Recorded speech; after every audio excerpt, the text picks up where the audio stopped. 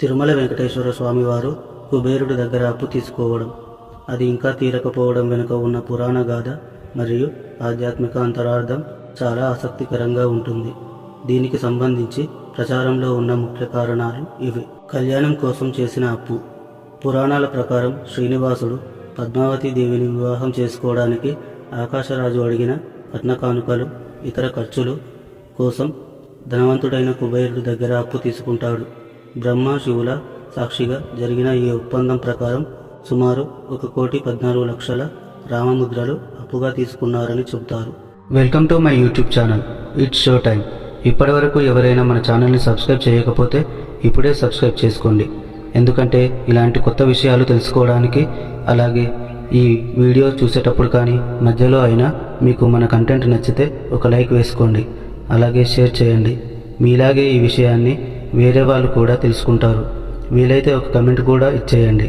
మీ కమెంట్స్తో ఇంకా ఏమైనా టాపిక్స్ గురించి చెప్పడానికి నాకు మంచి ప్రోత్సాహం ఇచ్చిన వాళ్ళు అవుతారు. ఓకేనా?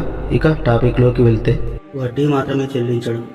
ఈ అప్పుకి సంబంధించి ఒక వింతైన ఒప్పందం ఉంది. అది ఏంటంటే, కలియుగం ముగిసే వరకు స్వామివారు కేవలం వడ్డీ మాత్రమే చెల్లిస్తారు. భక్తులు హుండీలో సమర్పించే కానుకలు ఆ వడ్డీ కిందికే వెళ్తాయని, అసలు అలాగే మిగిలి ఉంటుందని భక్తుల నమ్మకం. అందుకే ఆయనను వడ్డీ కాసులవాడు అని పిలుస్తారు. కలియుగాంతం వరకు గడువు. ఈ అప్పు తీరడానికి ఒక కాలపరిమితి ఉంది. కలియుగం ముగిసే వరకు ఈ వడ్డీ చెల్లింపు ప్రక్రియ కొనసాగుతూనే ఉంటుంది. కలియుగాంతంలో శ్రీ మహావిష్ణువు కల్కి అవతారంలో వచ్చి ఈ అప్పును పూర్తిగా తీరుస్తాడని పురాణ రహస్యం. దీని వెనుక ఉన్న అసలు రహస్యం ఏంటి? భగవంతుడు అప్పు తీసుకోవడం వెనుక కొన్ని ఆధ్యాత్మిక పాఠాలు ఉన్నాయని పెద్దలు చెబుతుంటారు. భక్త భగవంతుని బంధం. భగవంతుడే అప్పట్లో ఉన్నాడని చెప్పడం ద్వారా భక్తులకు ఆయనపై ఒక రకమైన బాధ్యత లేదా మమకారం పెరుగుతుంది. తమ కానుకల ద్వారా స్వామికి సాయం చేస్తున్నామనే భావన భక్తిని పెంచుతుంది. మానవత్వం. లోకరక్షకుడైన ఆ పరమాత్ముడు కూడా లోక నియమాలు, అప్పు తీసుకోవడం, వడ్డీ కట్టడం లోబడే ఉంటాడని చెప్పడం ద్వారా మనిషి కూడా క్రమశిక్షణతో, బాధ్యతతో ఉండాలని సూచించడం దీని ఉద్దేశం. దానగుణం.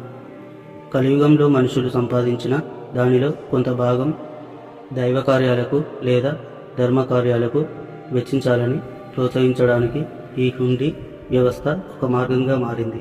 సంక్షిప్తంగా చెప్పాలంటే, అది కేవలం డబ్బుకు సంబంధించిన అప్పు మాత్రమే కాదు, భక్తులకు మరియు దేవుడికి మధ్య ఉన్న ఒక అవిచ్ఛిన్నమైన అనుబంధం. అందుకే ఎంత ఇచ్చినా ఆ అప్పు తీరదు, భక్తుల రాక ఆగదు. రామముద్ర అనేది కేవలం ఒక నాణెం మాత్రమే కాదు, దానికి పురాణ పరంగా మరియు చారిత్రక పరంగా ఎంతో విశిష్టత ఉంది.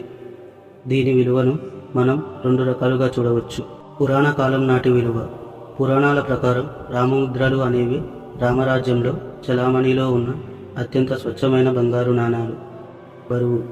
కొన్ని గ్రంథాల ప్రకారం ఒక్కో రామముద్ర సుమారు 1 తులం 11.66 గ్రాములు స్వచ్ఛమైన బంగారంతో సమానం. మొత్తం అప్పు. శ్రీనివాసుడు కుబేరుడి వద్ద తీసుకున్న అప్పు 1,14,00,000 రామముద్రలు. అంటే ప్రస్తుతం లెక్కల్లో చూస్తే అది కొన్ని వేల టన్నుల బంగారం అవుతుంది. నాణ్యంపై ఉండే గుర్తులు రామటంక. వీటిని సాధారణంగా రామటంకలు అని కూడా పిలుస్తారు. ఈ నాణాలపై ఒకవైపు పట్టాభిషిక్తుడైన శ్రీరాముడు, సీతమ్మ వారు, లక్ష్మణుడు మరియు కింద హనుమంతుడు ఉన్న రామ దర్బార్ చిత్రం ఉంటుంది. మరొక వైపు రామ పట్టాభిషేకానికి సంబంధించిన చిహ్నాలు కూడా ఉంటాయి. ప్రస్తుత కాలంలో దీని విలువ. ప్రస్తుతం మనకు లభించే రామముద్రలు లేదా రామటంకలు 2 రకాలుగా ఉంటాయి. పురాతన నాణాలు. రాజుల కాలం నాటి అసలైన బంగారు రామముద్రలు ఎవరి దగ్గరైనా ఉంటే వాటి విలువ కేవలం బంగారు ధరతోనే కాకుండా వాటి చారిత్రక ప్రాధాన్యతను బట్టి లక్షల్లో లేదా కోట్లలో ఉంటుంది. సాధారణ పూజా నాణాలు. ఇప్పటికీ చాలామంది తమ ఇంట్లో పూజ గదుల్లో లేదా బీరువాల్లో వెండి లేదా బంగారు రామముద్రలను ఉంచుకుంటారు. వీటి విలువ, అవి ఏ లోహంతో చేయబడ్డాయి మరియు వాటి బరువు ఎంత అనే దానిపై ఆధారపడి ఉంటుంది. ఉదాహరణకు 10 గ్రాముల వెండి నాణెం అయితే వెండి ధర ప్రకారం ఉంటుంది. ఒక చిన్న రహస్యం. ఆధ్యాత్మిక పరిభాషలో రామముద్ర అంటే కేవలం డబ్బు కాదు, రామనామమే ఒక ముద్ర. కుబేరుడు ధనానికి అధిపతి కావచ్చు, కానీ శ్రీరాముడి నామం ముందు ఆ ధనం కూడా తక్కువే అని చెప్పడం ఈ కథలోని అంతరార్థం.